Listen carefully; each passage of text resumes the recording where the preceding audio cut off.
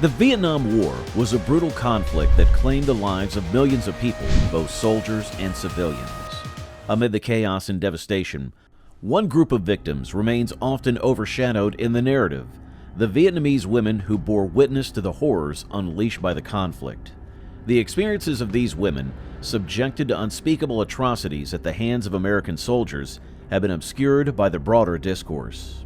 So come along as we unveil the untold story of how Vietnamese women were treated by American soldiers during the war.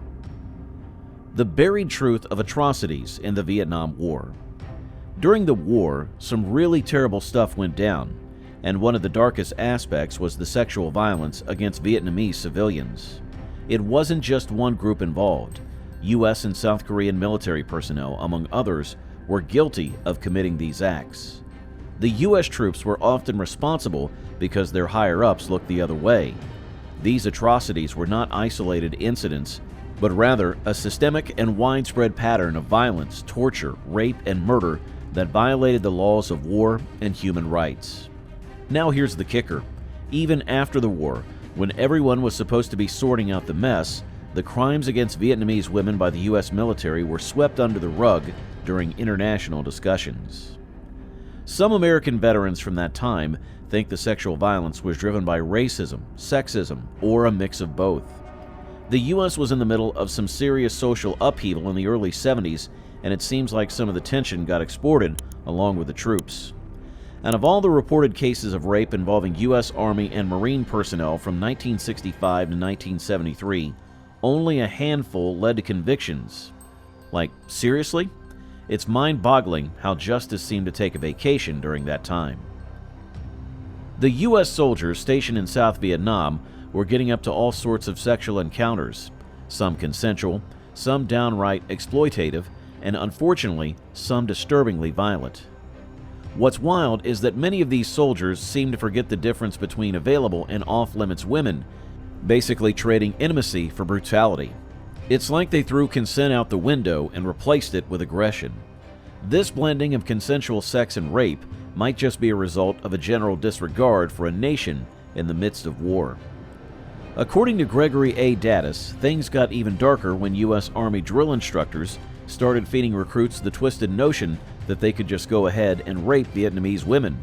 This messed up advice was partly rooted in the Orientalist beliefs, which basically painted Asian women as objects of male fantasies. It's mind-boggling how stereotypes and warped beliefs played a role in such heinous acts. Adding fuel to the fire, those men's adventure magazines at the time contributed to a culture that shrugged off sexual aggression and violence towards Vietnamese women. It's like these publications were giving a thumbs up to behavior that should have been condemned. According to Gina Marie Weaver, an American scholar and author who specializes in the study of rape and sexual violence in the Vietnam War, we've got a wealth of primary sources shedding light on the violence during the Vietnam War. Think open hearings, court cases, military investigations, and even literary works like poems, novels, and memoirs. The stories are out there, laid bare for anyone willing to listen. What's heartbreaking is that this mistreatment wasn't hidden. It was witnessed by numerous U.S. veterans and other folks who were there on the ground. The Vietnam War wasn't just about battles and politics. It was a stage for unspeakable acts against the Vietnamese women who were caught in the crossfire. The disturbing allure of taking what you want. The rape of Vietnamese women was shockingly considered a normal operating procedure. Imagine brothels set up right inside military installations, all in the name of maintaining morale and discipline. It's a twisted version of reality. Now, here's a jaw-dropper. About 100 recruits interviewed in Cam Ranh Bay, Vietnam, had little to share about the larger challenges of the war. Why? Because in their own words, the men's personal concerns were mostly sexual. It's mind-boggling how the chaos of war took a back seat to these personal pursuits. Many U.S. servicemen, in the midst of the frustrating Vietnam War, sought solace in the arms of local women, as if hoping to fill the emotional void created by the harsh realities of the conflict. Gregory A. Daddis suggests that military leaders were probably well aware of this, citing an officer who mentioned that in-processing briefings covered everything from the current Viet Cong infrastructure to the common venereal diseases in Vietnam. It's a bizarre mix of war strategy and, well, personal escapades. Now let's hear it from the soldiers themselves. According to one U.S. soldier in Vietnam, being in an all-male environment surrounded by available women from a different culture was seen as an open invitation. In his words, "You've got an M16. What do you need to pay a lady for? You go down to the village and you take what you want." It's a chilling and shamefully candid perspective on the mindset at the time. Prepare for some grim details from the Winter Soldier investigation, a dark chapter in the aftermath of the Vietnam War, sponsored by Vietnam Veterans Against the War. Brace yourself, because this is not easy to talk about. Veterans poured out shocking testimonies, revealing horrific acts including the rape and murder of Vietnamese women. According to Mark Baker, who interviewed these veterans, some went beyond the unthinkable, becoming what he called double veterans by engaging in sexual acts before committing murder. It's a horrifying reality that's difficult to fathom. One Marine recounted a gut-wrenching incident where a Vietnamese girl fell victim to a gang rape by members of his unit, and the horror escalated when the final assailant shot her in the head. Another account described a female victim seemingly submitting to rape to avoid a more gruesome fate. The atrocities didn't spare those in hospitals either. In Da Nang, a nurse met a tragic end after being raped by 7 Marines. The brutality extended beyond the battlefield, leaving scars on innocent lives. James William Gibson, in his controversial study, The Perfect War, The War We Couldn't Lose and How We Did, argues that some soldiers viewed raping women as a sick display of power over Vietnamese women. According to Gibson, it wasn't just about the sexual violence. It was about brutalizing and dehumanizing them further. His disturbing account includes soldiers allegedly making their victims' stomachs explode by inserting hand flares inside their vaginas, a level of brutality that's difficult to comprehend. The troubling lack of convictions in wartime rape cases. Now let's talk about another period in history from 1965 to 1973 during the Vietnam War. Some serious stuff went down involving U.S. Army and Marine soldiers. Now get this, only 25 Army soldiers and 16 Marines got nailed with court-martial convictions for rape cases involving Vietnamese victims. That's not a lot, right? So there's this individual, Datus, who's got a bone to pick with the system. He says the low numbers of complaints and convictions reported by the UCMJ are like big red flags waving around, shouting, "We've got issues." Let's zoom in on one particular incident called Hill 192. It's 1966, November 19th. A group of American soldiers kidnaps, gang rapes, and murders a young Vietnamese woman named Phan Thai Mao. It's horrifying. After the soldiers did the unspeakable, they stabbed her and shot her in the head. The result? All of them faced court sentences and got kicked out of the Army with a dishonorable discharge. Now there's another dark chapter in history from the Vietnam War that left the world in shock. The infamous My Lai massacre of 1968. A small village, suspected to be a Viet Cong stronghold, becomes the stage for an unimaginable tragedy. On that fateful day, March the 16th of 1968, a group of American soldiers, under the command of Lieutenant William Cawley, marched into My Lai. Their mission? To obliterate the village and neutralize any perceived threat. Little did they know, their expectations of encountering enemy resistance would take a horrifying turn. As the soldiers entered, they didn't find armed combatants, but rather a scene of unsuspecting women, children, and elderly men engrossed in their morning routine, preparing breakfast. Instead of showing mercy, the soldiers unleashed a torrent of violence, firing machine guns, throwing grenades, and wielding bayonets without discrimination. Tragically, some women and girls faced not only death, but also sexual assault and mutilation. The horror escalated as villagers were forced into ditches and mass graves, becoming victims of an unspeakable atrocity that lasted a ghastly 4 hours. The rampage only came to an end when a brave helicopter pilot, witnessing the brutality, intervened, threatening to open fire unless the soldiers ceased their carnage. By the time the dust settled, between 347 and 504 civilians lay dead, differing estimates capturing the magnitude of the tragedy. Shockingly, the U.S. Army initially trying to cover up the massacre, falsely claiming 128 enemy combatants and 22 civilians had been killed. Fortunately, the truth prevailed, thanks to the tireless efforts of whistleblowers, journalists, and investigators who refused to let the heinous act remain hidden. The crazy part? These are just a few incidents, and it makes you wonder how much stuff slipped through the cracks or never got reported. Danis argues that the UCMJ, the only service keeping tabs on war crimes cases, is like a leaky ship. It can't catch everything, and that's the problem. Look, we get it. War is chaos, and sometimes it's hard to separate fact from fiction. But when we hear about these cases, it's clear that there are serious flaws in the system. We can't just turn a blind eye to it. Think about it. Soldiers committing heinous acts, victims suffering in silence, and a justice system that seems to miss the mark. It's a real-life thriller, but unfortunately it's history. We have to learn from it and make sure it doesn't happen again. The price of silence.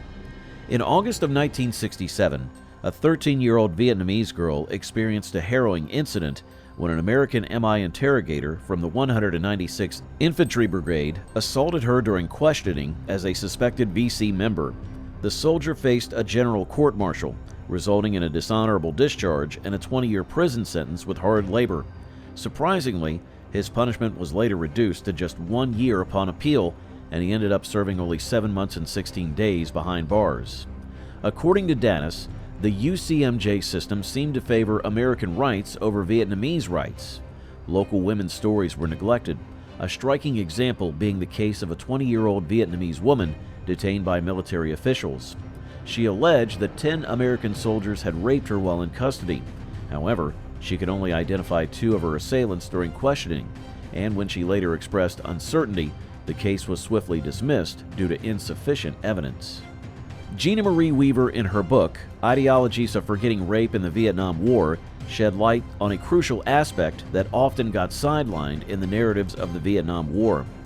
Weaver argues that the role of rape during the war has been conveniently left out, causing a significant shift in our understanding of the war's impact on women.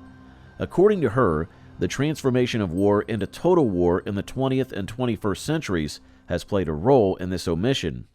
Weaver points out how the United States has redirected the national conversation about the Vietnam War towards the medical and psychological issues of the Vietnam veteran. This shift, she argues, has overshadowed the true victims of the war, Vietnamese civilians, particularly women. She emphasizes that acknowledging the atrocities committed by U.S. soldiers in Vietnam would challenge the prevailing perception of the veteran as a victim and might even undermine it. One key takeaway is that by turning a blind eye to the crimes against Vietnamese women, the American consciousness has downplayed the suffering of those who bore the brunt of the war, the Vietnamese civilians. She believes that recognizing the wrongdoing by U.S. soldiers would disrupt the conventional narrative and perhaps obliterate the perception of the veteran as an unequivocal victim. Moreover, Weaver points out a disturbing fact. Documented crimes against Vietnamese women by U.S. military personnel were not just overlooked in the aftermath of the war in international legal discussions, but have continued to be dismissed by modern feminists, anti-war rape campaigners, and historians alike. This disregard for such significant issues further contributes to the distortion of the historical record. The painful truths of South Korea's role in the Vietnam War. Now, as we grapple with the haunting tales of these war crimes, the dark shadows of history unfold even further with the involvement of the South Korean military. You see, during the Vietnam War, around 320,000 South Korean soldiers stepped up to the plate, each clocking in a year-long tour of duty.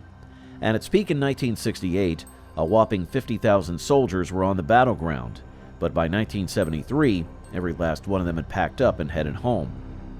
Now let's talk about the not-so-great part of this story.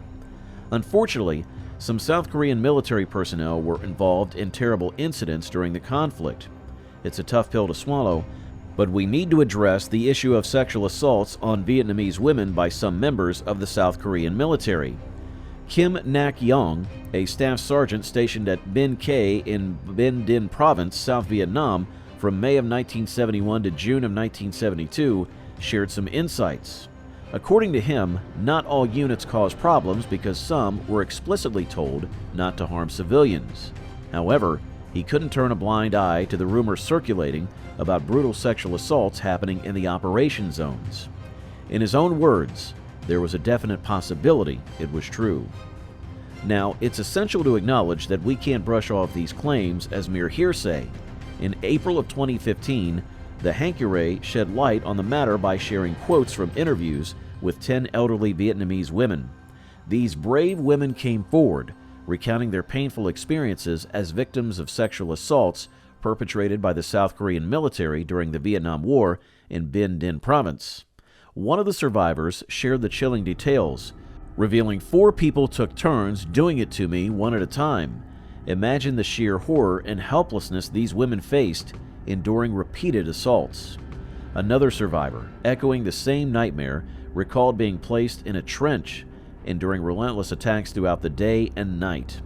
In October of 2016, there was a buzz about a rather significant legal tangle. The Vietnam Veterans Association of Korea's head was leading the charge for 831 plaintiffs in a defamation lawsuit against Koo Soo-jong. This all stemmed from her 2014 chat with a Japanese newspaper, Shukan Bunshin, and a 2016 interview with the Hankure. The lawsuit claimed that Koo's tales about the South Korean military during the Vietnam War were nothing but falsehoods and forgeries. They went as far as saying the victims were merely Viet Cong disguised as civilians, and that, believe it or not, no sexual violence occurred. Surviving the burden of mixed blood. Now let's shift gears a bit. In Vietnamese, there's this derogatory term, Lai Dai Han, which translates to mixed blood. The Vietnamese Korean children who fall under this label feel their lives have been turned upside down by the shame in a culture that hasn't fully recognized them or acknowledged their mothers suffering from sexual abuse. The number of these Lai Dai Han folks? Well, that's a bit of a mystery. Some say there are at least 5,000, while others throw around numbers like 30,000. The estimates are all over the map. A 1998 paper, referenced in a 2015 piece, puts the South Korean government's count at 1,500, but let's not get too bogged down in the numbers. This community, grappling with mixed ethnicity, continues to face the cold shoulder from society. Illiteracy runs rampant, education is a luxury, and basic healthcare services might as well be a distant dream. And let's not forget the poverty they wrestle with. It's not just about stigma and shame, it's about survival. Fast forward to March 27th of 2020, and BBC News drops an article featuring first-hand accounts from the women of Lai Dai Han community. They paint a bleak picture of their children enduring a lifetime of abuse and discrimination merely for being Lai Dai Han. In one gut-wrenching tale, a rape victim's father faced a brutal end at the hands of Vietnamese government personnel right after the war. Adding insult to injury, both the Korean and Vietnamese governments seem to be playing a game of hot potato with this issue. The BBC tried to shine a light on the matter with a documentary, but the Vietnamese government slammed the door shut. South Korea has never recognized allegations of sexual assault by its forces against Vietnamese women and girls, some as young as 12 years old, or the children conceived as a result. According to Justice for Lai Dai Han, or JLDH, tens of thousands of children were born as a consequence of rape by Korean troops, with roughly 800 mothers still living today. Vietnamese women raped by South Korean personnel during the war continue to seek reparations. On 19th of October 2015, a petition with close to 29,000 signatures asked South Korean President Park Geun-hye for a formal apology from the South Korean government for the systemic rape and sexual assault perpetrated by South Korean soldiers during the war.